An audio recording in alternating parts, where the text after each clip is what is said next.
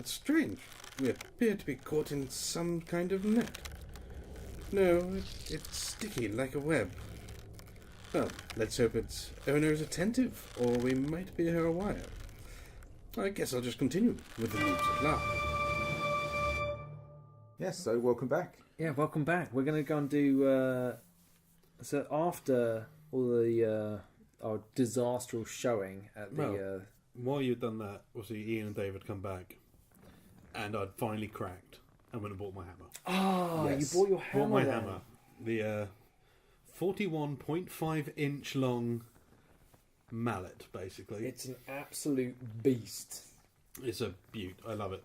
I mean, it's like a... I'm so pleased you got it. You just look so happy. The handle's really large and really well made, so it feels great when you're holding it. It's like a few feet long as a long shaft, and then it's got like a big head at the end, which is a hammer. It's really nice. Yeah, I think for you, like a big thing had been like because you wield two swords. Yeah, Bung, and it's like two the big short thing. swords. Yeah, as well. that's what you struggled for reach. Yeah. So getting the hammer, I think, really is a level up, right? Yeah, definitely.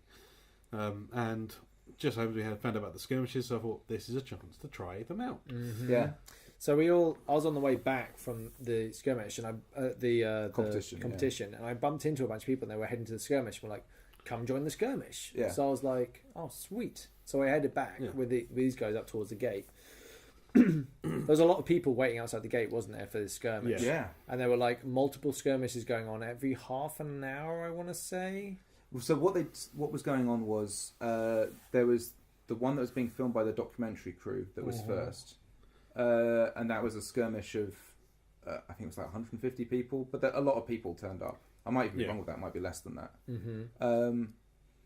So obviously they can only take a certain number of people. So I think I was in that blob with the idea that then you guys would be in the next blob that was going through. Mm-hmm. So at this point we kind of split up into me on mine, you two on yours, and Dave didn't get on either of them. There was me, Big D, and you and Dave, and we were all hanging out. And basically, they got to an awkward moment where there were too many people to go on the skirmish. Yeah. So we're like, any of you guys want to step up and get in the next skirmish? And we were like, you know what? Yeah, let's do it, right? Well, because basically we were supposed to go on the one that Ian had gone on. Yeah. But a load, I think, people from Wintermark had come as well. Sure. Basically, to avoid national incident, we were asked if there's some Navarre who are willing to drop out so the Wintermarkers can go in. Yeah, so we all dropped out, apart from Ian, who was in the medic block. Medical blob. So then we were like hanging around. What was your skirmish like? So we go through and we get basically there's quite a few medics in this, and we heard that we're basically out to hunt a beastie. Oof. So we have to try and bring it down. That's our objective, and this beastie will have sort of units guarding it basically and trying to take it from point A to point B, and our job is to stop it getting to point B. Right. I like it. So yeah, it's like a road ambush, I suppose, right? Yeah. So we get broken up into this large medic group to kind of go after it. And bear in mind, all of this is being filmed by Unilad, I think. And again, I never really even spotted them, very rarely anyway. And so there was that whole thing going in. And then as we go in, we get sort of split up and we get put in a free because there's just that number of medics that mean that we have to get put in a free. And then the kind of mission kicked off, and I've got a bow. The other guy with me has a sword, and I think the lady with me had like a short sword. And they're much more kind of definitely sort of more full-time medics. But I've got a bow, and I'm ready to kind of be more of a combat You want to go medic. and shoot some people, right? So I want to get us into situations where we can take shots, obviously, and then go and save people if we need to. So immediately, obviously, I start pulling that kind of move, and it was my bad completely. I just didn't basically check with them what kind of game, in a sense, they were up for. So we ended up getting, two of us went off, the chap kept up with me, and the lady got left behind, and she ended up getting caught in a sort of skirmish back there. Shit. So you were like going around trying to get decent shots, but a little bit exposed, you say? Well, just sort of moving around the side, sort of acting more as like a flying medic unit, but she ended up getting pinned back there, and we just, through the nature of combat, just lost track of her. So she kind of ended up on her own trying to basically catch up with us, and I felt kind of bad because I felt like, it was a shame because she'd gotten this put in this unit with us, and I just didn't keep us together. And it was just a shame, because I think it kind of, she seemed fine about it, but it just sort of maybe put her down on her experience, and that kind of made me feel, shit, I should have maybe. Yeah, man, come on. It's one of those things. But anyways, so it was great though. The whole mission was awesome. So we're fighting this thing. There's this big lumbering monster that's being what is flanked. An Ulugloshknosh or something. I don't know. What does it Which look is like a big kind of lumbering.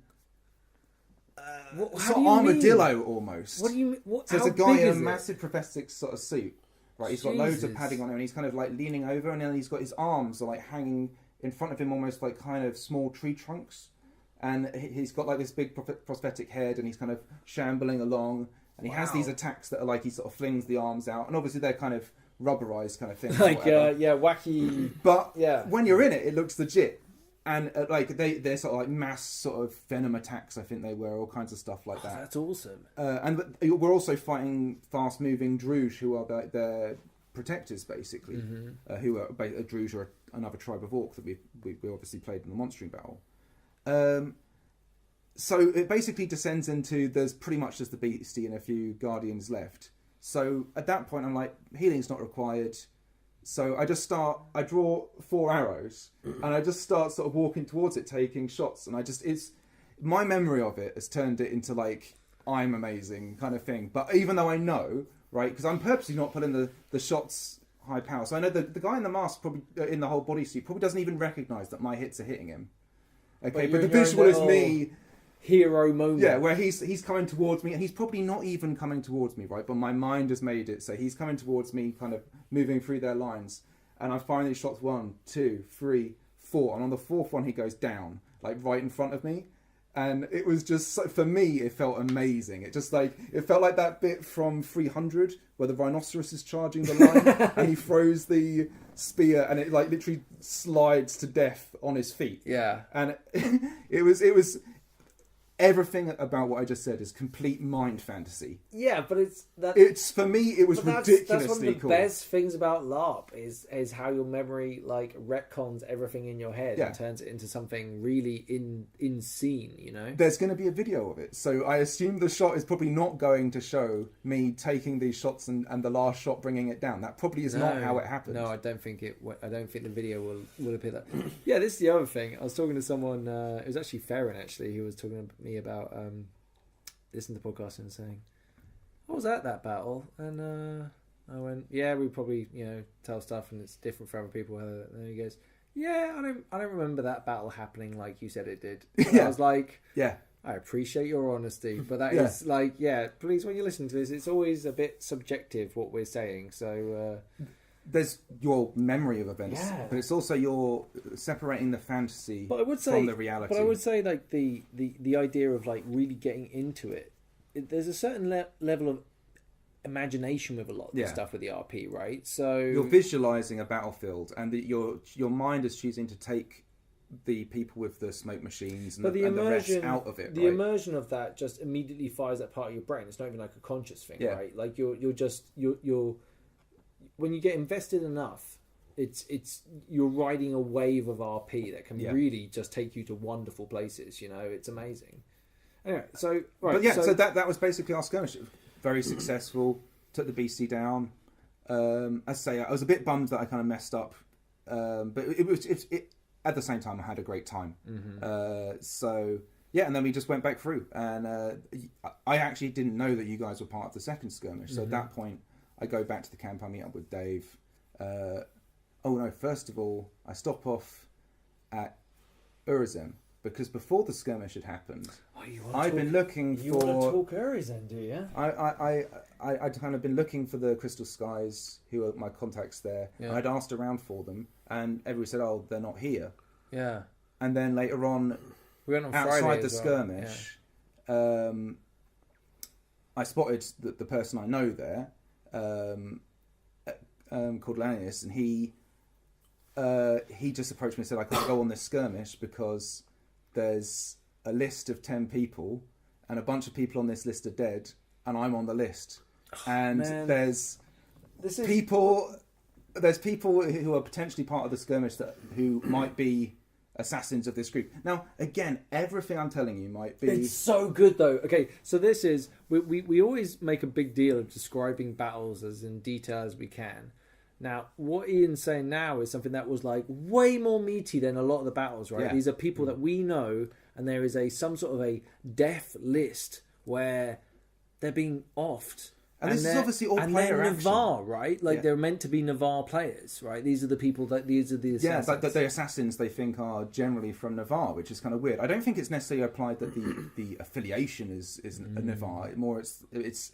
I think it's probably some high level merchant play of some way. It's very weird. It's very strange. It's like, but as the Ashbourne, if you care about it, right, we care about it. Yeah. And therefore there's a certain level of like, right, we've got to keep this fucking guy alive. We should definitely... Now, so this moment kind of needs to be flashcarded with the idea that it's going to lead to, in Songs and Storytime, an amazing moment that you kind of like... It was just great to see this incident influence something as different as Songs and Storytime. Yeah, but before we go there, we should probably go... Yeah, by the way, this is also something that will carry on like for the whole weekend, is that we are perpetually aware that there might be illicit forces around you. And then when you're walking around a camp where maybe a third or more of the people are armed at any given moment, and it's like it's paranoia is a wonderful, wonderful thing. Well, you got to remember, there is a section in Navarre called Murder Alley. Yeah. At least nicknamed. And the thing was, when he said it said like, because he said, and that's why they had basically, when I'd asked if he was around, he told everybody to say that they weren't around, right? Yeah. So that's why that was being done. So it kind of just made all that context. So all I thought it was like I just couldn't find them, but it's an actual fact. Disinformation had been spread, so I couldn't find them. Yeah. You it's were like not meant to find them, right? There's deliberate. There was subterfuge involved. Yeah, right? but then it was really cool because he obviously came up to me and understand that whatever it is, I'm not part of it, right? And he's kind of trusted me that much, which is kind of really cool, right? Like it's nice. IC and OC is just really and that's cool. when you shanked him. No, yeah. No. So it's like but then I was like, no, I think he said to me, and they may possibly recognise you from talking to me, and he kind of like then sort of looked at the mob of people going off in the skirmish as if there were people in there he was kind of looking at. And I kind of looked, and I just picked out faces, probably completely the wrong faces. Yeah, but you're like... But I was like, okay, these 4 people that I visually just sort of acknowledged could potentially clock who I am right now. And this turned into a thing where I would see these 4 people in different combinations all the time, right, throughout the rest of the event.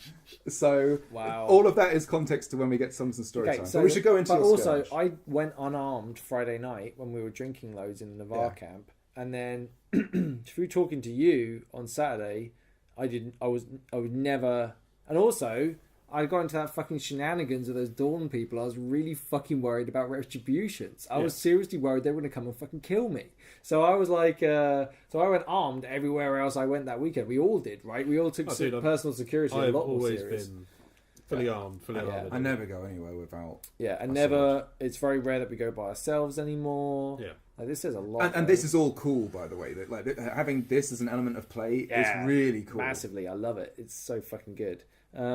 Yeah. So anyway, your skirmish, because obviously you were. The skirmish. So I don't know about you. Well, go on.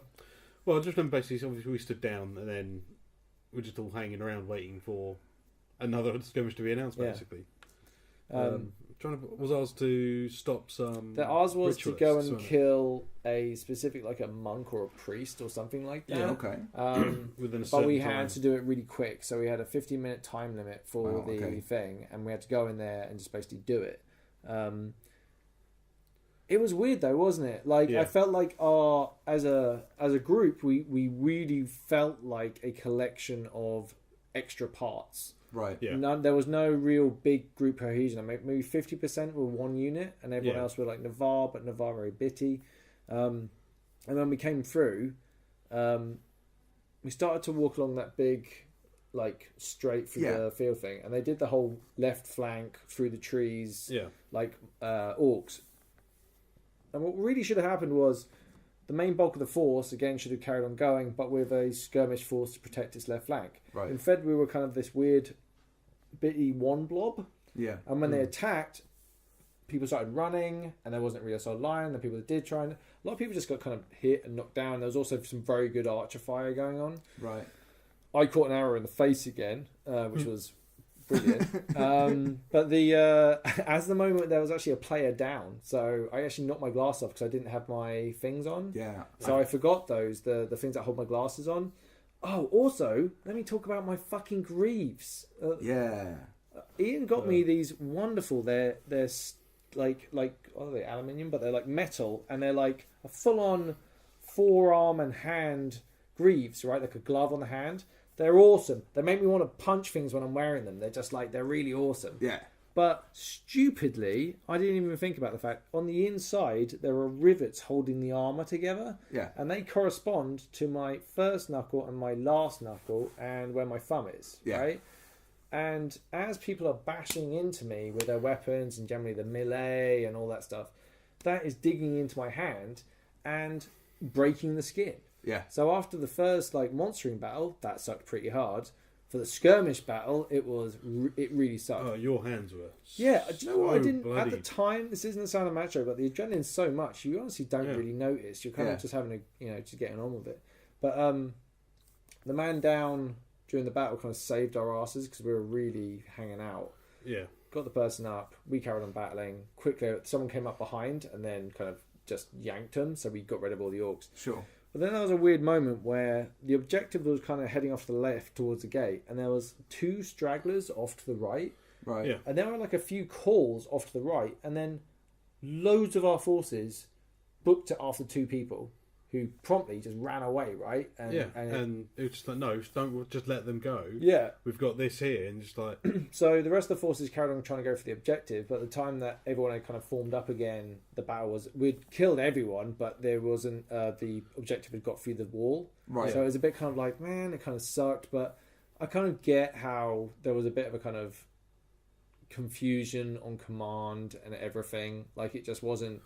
It wasn't a gelled mission whatsoever. No. But, so we survived. That was good. We survived. Obviously, hung out with the Big D, found out I got to use Stay With Me on Big D. Oh, nice. Nice. Yeah, my second hero point for the day, my last one, I managed to get Darius up, which honestly was a great privilege.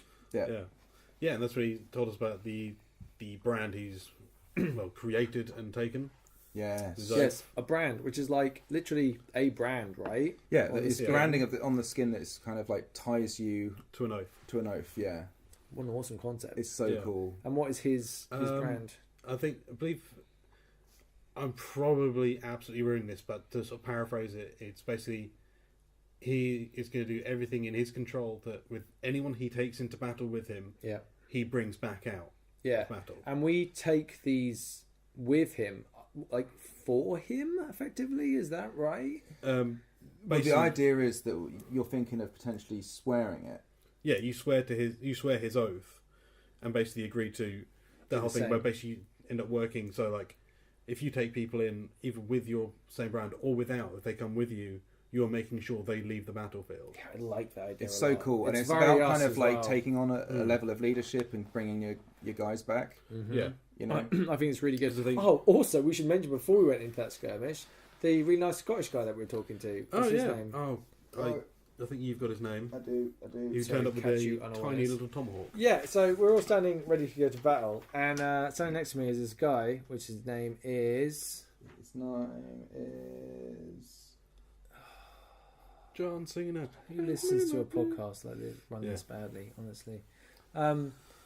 But anyway, he's standing there and he's armed with a tomahawk, and it's like this tiny little thing, and he's really fucking excited about getting on this thing. Yeah. And I'm like, "You got anything bigger?" And he's like, "No, just this." And I'm like, he was saying, "Oh yeah, I just need to watch myself and blah, blah, blah." So I turned to everyone else, all these Navarre guys, and I'm like, "Anyone got a weapon larger than a toothpick?" And then everyone looks around, and Bungle just draws out one of his swords because you're ambidextrous, right? Ambidextrous. I've got the hammer now. Yeah, so he's got a spare weapon. So like, this is a spare sword. Yeah. So, take. Gave it to that guy, and it was like, and it was just like, that was good shit. And funnily enough, as I was walking through the camp, like, I think it's the same day, walked past him talking to someone, he goes, and I don't think he didn't even realise we were there as we were walking past him, he goes, yeah, in the Ashbourne, they lent me a weapon for the skirmish, and I went, "You're welcome." As I walked past, and he didn't even see us, and he was like, "Look back," and went, "Hey," and I saw us. That was really cool. His name was Andrew, by the way. Andrew, yeah, really nice guy. Really cool guy. He came around a bunch of times. I think he even helped in the competition, didn't he? He might have done. Yeah, and I'm sorry to everyone that was involved in that. Yeah, Jesus. But he was just great. He popped around all the time and had a bunch of chats. It was just cool. Right, can we talk about drinking now? Yeah, that's basically that was our skirmish. Yeah, so we went to the skirmish. As per tradition, we decided that we were going to get drunk. And bear in mind, we'd made a couple of friends at this point, right? Like we were having. Is that when Jeffrey showed up? Jeffrey showed up before this. He may even have been on the Friday. I can't remember, but he showed up and he did this really interesting thing. Bear in mind, again, we don't know him. Like in terms of we'd never seen Jeffrey, him before. If you don't, he's the guy who recommended that I put a knee brace on when I'm running around, which I did this time, which worked like a fucking treat. So he recommended that. So I haven't actually met the guy, but we've talked a few times online and stuff. He's a really nice guy. Anyway, so we were all at the camp. I'm in the tent. Yeah, and he pops round and he's saying, "I'm looking for Ifan."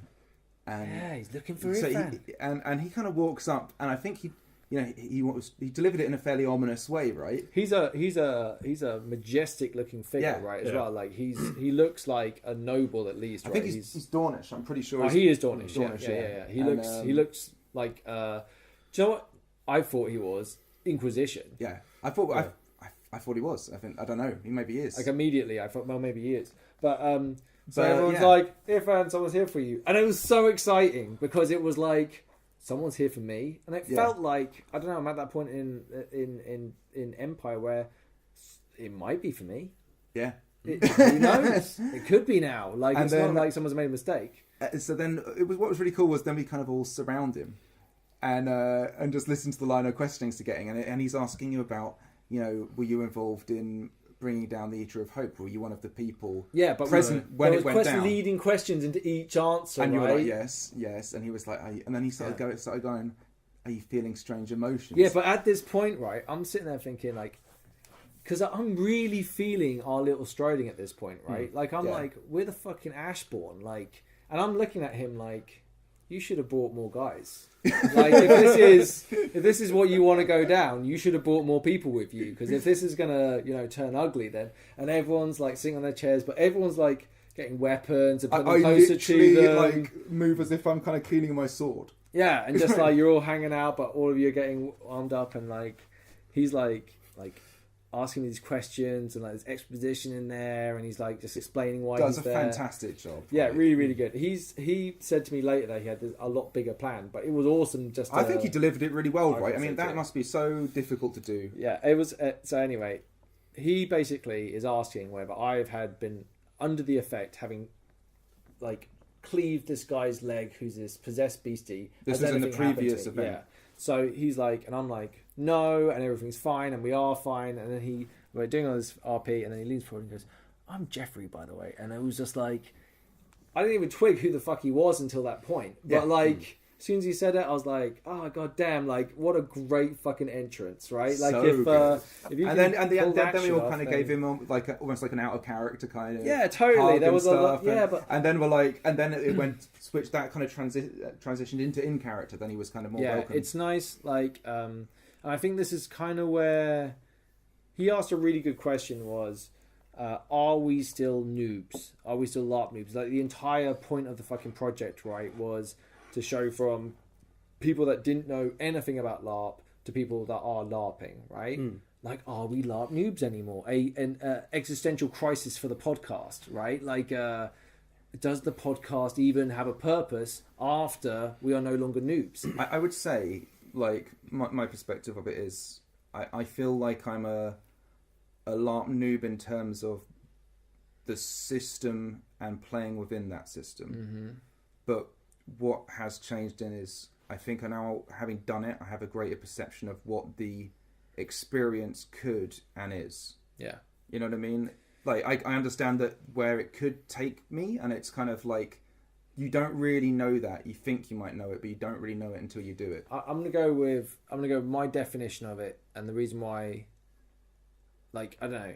I feel like if you still show up to a LARP event with this still like childish excitement about being there and the opportunity of what you're going to do, then that's enough for me, right? That's where I'll always be a LARP noob. You know what I mean? Like that's where I'm at, right? So, and I still feel, despite knowing a lot more and interacting with people, that's kind of still where we're at. Now, unfortunately, or fortunately for us, like there are people now, like Jeffrey wouldn't be a contact to us if it wasn't for the podcast. So there's going to be a fair amount of meta to this that's going to kind of like change that, right? Do you think? I don't know. I don't feel so. I mean, people will come to us with more experience, and people come to us with less experience, and I welcome both those interactions. Yeah, we'll just throw. They're amazing. I just have a great time interacting with people, like and like it's little things like that, right? Somebody coming up and RPing with you. All of a sudden, that's an event we can all share.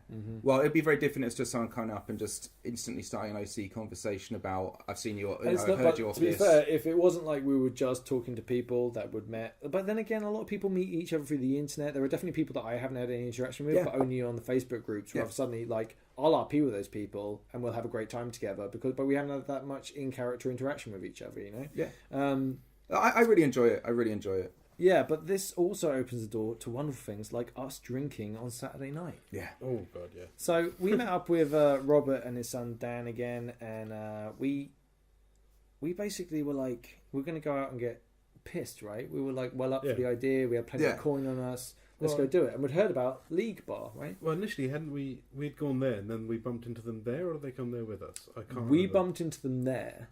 At the Navarre bar. Pretty sure. Oh, was it the Navarre bar? We had a drink there. Did we say that we're going to meet them at the... No, that was the night before. I'm talking about on the Saturday. Yeah. I think the Saturday we just bumped into each other. But all of it, I think we'd spoken about the League Bar earlier. Was it P cocktails?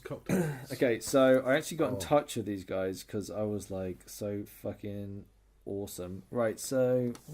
I think it was the Peacocks. Ah, there we go. Okay, it's the Peacock something. Cocktails. Is it? Yeah. Oh my god, this is this is what we do even if we try and make notes. It's not even. It just slows everything down. No, I don't have notes. Yeah, and okay. All I have here is a list of the cocktails that they have. Okay. Good selection. And it was so good. How do you pronounce that, do you reckon? Oh god, I don't know. All right, let's move on. Anyway, hold on. There was the blue, the Bakewell tart, the slow-mo, the sherbet, the civil disobedience, which I would have to say that Ifan is a rather big fan of the civil disobedience. That shit is legit. The cooler, and recently added, this wasn't even really a thing before we even went to the bar, the horny flamingo. Yeah, I think everyone in our group had a horny flamingo. There was a sherbet one. Yes, well, actually. It's just called sherbet. Yeah, I had the sherbet one after that because he recommended it. That bar was fucking awesome. They made us feel... I just got back from the States, and I didn't get that good service in the States compared to these guys. They had cushioned benches. Oh, it was lovely. And having a cushion underneath you when you sit down. A cushion in medieval periods, that shit's worth gold. It was all under a canvas. He came around and turned all the lights on for us. He was so polite. Yeah, and he was RPing it obviously really well because that's kind of how they are. Who was it that said about if you want us to light the brazier, let us know. That's what I was going to say. So between these two cushion benches is this brazier, and we kind of joked as that's awesome that you've got brazier here, and he was just straight up, if you want, I'll light that for you. And we were just like, wow, that would be like I don't think we did. No, we didn't. But we didn't need to be no, fair. We didn't need to. It was still lovely time. It was just like it was awesome. Like it was really cool service. Just made a really good RP sort of experience of it all. And this is a completely player-run bar, you know? Yeah, so we're kind of hanging out, and then another guy shows up called... Oh, God. Sinwig. Sinwig. From the looks of it, How you pronounce that? Right, Sinwig. And he was a man who was a Navarre guy, but spoke with a Varushkan accent. Yeah, his mother was a Varushkan. Well, she was the fourth best prostitute in Varushka. She was the fourth best prostitute in Varushka. Used to be third until her sister. His sister. Yeah. Needless to say, we had a wonderful evening. Oh, he was absolutely and like Rob was there and Dan, and it was like we just had a really good night drinking, right? It was those cocktails were really strong, but we were having a really good time. We went to the marches where imagine like what was there, like getting on to like 10 of us or something? Yeah. And we walked into the Marches, which is now one of my favourite bars, by the way. Yeah, That really tavern lovely. in the middle of Yeah, nowhere. And there's that guy who was sorry, come join, sit with us. Yeah, like just that whole bar. I love the Marches. I love the feel to the place. I love the drinks that they have. The barman's fucking cool. Just and how welcoming they are. We all sat down, and we're a big group of murdering Navarre, right? Compared to what everyone thinks of us. Yeah. So, but we were like welcoming people over and having a drink, and just it was a good time, right? It was great. Well, the other thing is we sat down on the table and there was a guy who had left his stuff there to go and get something. He came back and we just invited him to sit with us and stuff. And then our wonderful friend started telling this story. Oh, And So good. so he, in this kind of Varushkin, which is kind of like Eastern European kind of accent, he kind of has kind of accentuated. He's then sort of telling this story, and it's just a great experience. Do you know what? We shouldn't go too much into it now because I have something planned, which hopefully will illustrate a lot of this stuff. But Yeah. his delivery of this RP story was so much fun. We were just everyone in the group was like RPing, Yeah. and like the more drunk we got, we would kind of drop RP and have a bit of like it was just like we're complete strangers and we were having some really nice fucking just communication with each other. Yeah. But he never dropped that Varushkin accent. He did it once. Yes. No, he did it once just to be out of character, and everyone was like, "Holy shit, that's your real accent." He's like, "I'm sorry, I'll return to." It just returned to it. It was Yeah, so there's 5 good. It was minutes when he so was talking good. like OC, but still with the accent. It's like And then even after that, we headed then on to Eurozen and drank at a Eurozen bar. the only bar in Eurozone. Yeah, was which was kind of- pretty deserted. But it was kind of cool. It was kind of I quite liked it. I love it. I just That I was sound kinda like an the end of the absolute evening kind of complete thing. booze head when I say this, but it was like I love going around, especially in that kind of a little bit of beer helps you get into that immersion a bit easier, and like reading other players and what's going on, and you're having a future. It's I love it. The tavern experience is Yes. one of the it's one of those staples of D&D and all these kind of things for a reason, Mm-hmm. right? Like for It's where players interact with each other. yeah, and you get to see NPCs essentially, which are of course your other players around you. They always which is have amazing. non-alcoholic drinks, by the way, if people Yeah. are curious. So we went to Varushka, who had a night market. Yeah. We popped in there earlier and we had a delicious beer at a place that wasn't a bar because they sold other things. It just Yeah. happened to have bar at the time. He was also selling beer at the time. The Yeah. beer was actually really fucking Nice. good. Went back there, all of us got a beer. There was a big log fire, and we all sat around. Really great RP at the Varusian camp. Yes, Because there's a big amazing. fire and everyone was kind of just shooting the shit. And people were curious about There's all us these as the lights bar. and stuff hanging up, and yeah, they were asking questions about us and about Dave was situations. off RPing. I think everyone Yeah. kind of went off and did their own thing Yeah. because I was definitely talking to someone on a one-on-one. So Well, I mean, you ended up doing fortune telling. yeah. Okay. telling. So there was an orc lady there who was doing fortune telling, and this potentially maybe a highlight of my whole weekend, right? Yeah. Like, and what happened as an RP thing because of it. So, bear in mind, I tried to get my fortune read the time before, but we didn't get round to it with Yeah. that guy. So I saw this. This was like a tarot card kind of reading It was thing. yeah. wasn't it? So she's sitting there next to the fire, but she's got like a light next to her, and she's got these tarot cards. There's a girl being having her fortune read, and I went forward and went like, oh, I waited, and then she finished, and I went forward, and I went. She went. I think it was 5 cards for 10 ring. Or 7 cards for 5 cards for 10 rings and 5 rings for free. And I was just like, I wanted to go big, so I put all the money down. She ended up doing a 3 card reading instead of the 5 card reading, Yeah. right? So she gave me all my money back. But it was okay. And bear in mind, I'm not a person who's like superstitious in any way or believes in tarot cards or anything. But Ifan, I don't know. No, his feelings towards it are a little different, right? Like anyway, so these are the cards that I got drawn, okay? First card down is the Crucible, right? Which is my past. Okay, the card is the Crucible.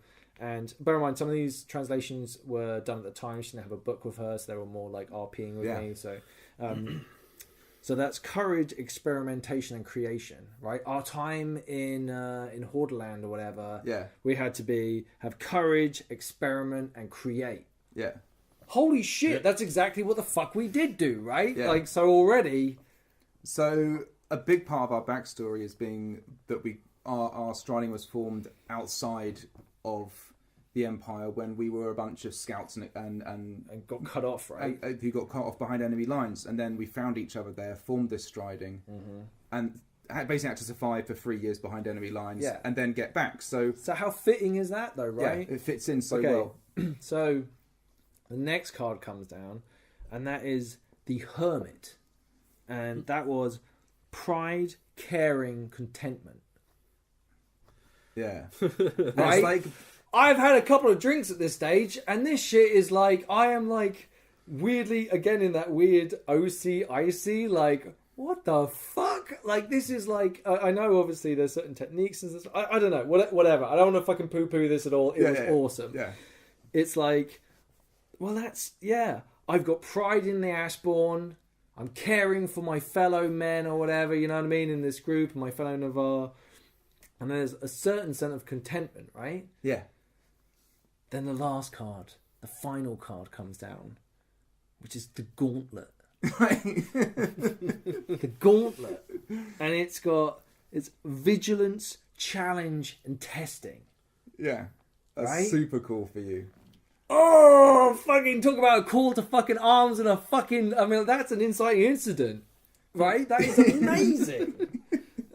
So I get up and I single... We're walking back and I single Ian off, and I'm just like, Talis, those cards didn't tell me anything I didn't already know. That's what I said to you, actually. No, yeah, and it was just like, and because you were saying that you've been told that in your future there is a trial, and then you told me what the other sort of things you got, and I said no, you already knew before the cards came that was true. Yeah, and it was just like I felt like literally that's the I know it's not a battle, it's not like in front of a large group of people, but that was the biggest hero moment I've had in LARP.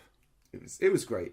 That was like that's the one reason why I don't want Irfan to die immediately. He's got to have his everything he's been to with his tragic backstory. He's got to fucking get that ball across the line, and he got denied like the fucking garden. He's still learning about the world. You know what I mean? Like there's got to be something down the road for him. But anyway, I hope he doesn't. It's great. I mean, and I think because bear in mind, especially as you were leaving the next day because you weren't able to do Sunday. That was a great thing for you. Her name was Pitchwalker Vec, by the way, which is a fucking Pitchwalker Vec. They're just it's just so cool, and she looked fantastic as well, and the whole setup. And we had like a fire going in the middle, and it was kind of like he was off to the side getting a reading. And what was kind of cool was everybody respected. You know, we all desperately wanted to come and sit and watch, right? We all wanted to basically ear in on it, but all of us were just like, no, just that's his thing, and it was just cool, and because then it's much cooler about hearing it from you, you know. Yeah, it was awesome. Yeah, right. So the rest of that night we headed back. Oh, we went to Song and Stories again. Yeah. So go on. Yeah, we go for again amazing performances. I mean, I think I'd fallen asleep back at camp when you guys went to Songs and Stories. Yeah. I drank early bed. Yeah, we were pretty fucking wrecked, right? But yeah, there's great performances again. Okay, so this is bad. So Dave, we're at Song and Story Times, and Ian, honestly, he loves Song and Story Times, right? You're there, and you're like, you get this glazed look over your eyes, and like a little smile on your face, and you lean forward, and you're just in it, right? You love it. And Dave like nudges me, and I'm like, I'm probably doing exactly the same thing, and I'm like, and he goes, let's go and find that half Farushkan guy. He's serving at the bar just outside Navarre. I said I'll go and get a drink with him. And I was just like, no, man, no. I want to stay for some of the story. And he goes, oh, come on. Let's go and have one drink. And I was just like, man, that guy was pretty fucking funny. Let's go. So I get up and we start leaving the circle. And so then, you two go and I stay. Yeah, and then Dave turns to me and goes, what about Talis? And I look back and you've got that look on your face. And I'm just like, do you know what? He's all right. Do you know what I mean? He's having a good time. So we head off and we go to the what's it called? The Boar's Head, which is the path that comes out of the Navarre camp. Well, it's out of the forest part. That's out of the forest part. Yeah, it's still Navarre, but out of the forest area. Yeah, basically straight ahead of that, there's no tent. It's just a bar with some seats. It's just a table, basically. It's so cool. It's okay, and I mean this in the most complimentary fashion. Like, I love dive bars in America. Yeah. Right? When you walk into a bar and the shots are fucking huge and the drinks are just free poured and it's a fucking dive bar, right? There are guys in teeth that are missing. I love it, right? That's my favourite place to drink at. That's what the Boar's Head is. Late doors, when you're in that drunken kind of just interacting with people and it's so crazy. Good. Man, I love that place. We had a really good time just hanging out and it's just banter all over the place and just drunken. Like, there's a knight walks past in full armor and sits down and has a conversation with you, and then he wanders off, and then there's another whatever. I love it. That was awesome. Talking to him in the morning afterwards was brilliant. Because obviously on the way before the battle, we were out the front of the between the forest camp and the sort of field camp. Mm-hmm. We're just standing at the bar chatting to him, sort of thing, and he was saying like, basically a winter marker just was sitting down just drinking, and he was just like, I really want to go to bed. And it's like, yeah, how about one for the road? And the guy's just not taking the hint. He's like, how about keg for the road? I'm going to bed. Did he tell him to fuck off? No, he didn't. He just said he was. I think he was just wouldn't fuck off. Yeah. Yeah, but it was so good, such great sort of RP and stuff. Right, so then went to bed. Well, yeah, you went to bed, and Dave came and sat next to me. Yeah, and we continued to watch Songs and Storytime, which is great, and great performances throughout. Yeah, shit. But then, bear in mind, so all the way through the day, I started seeing these people, and I've said probably a few times a day, just because he's generally been the person in close proximity when I've been thinking about it, reminding about that there's this list. A person I know is on it. I've seen a bunch of people, and they may be tracking my movements. Mm-hmm. To what end, I don't know. And now all of this is probably just complete head fiction for me, right? But he's got that obviously in his mind. And I sit down and we're watching Songs and Storytime, and then he says to me, Isaac, things might get a bit tasty. Dave said that to you? Dave says that to me, and I just I didn't even... I was still so in Songs and Storytime, I didn't really realise. I had to get him to repeat it like 4 times. Mm-hmm. And then he basically looks over, and there's these 3 people watching me, okay, and looking over at us, right? And I just glance and sort of look back, and I'm like, oh my God, what if it's these people, and I'm on this list? And it was just so cool. It was probably, again, complete head fantasy from both of us. But I drew my sword real slow, and I kind of just...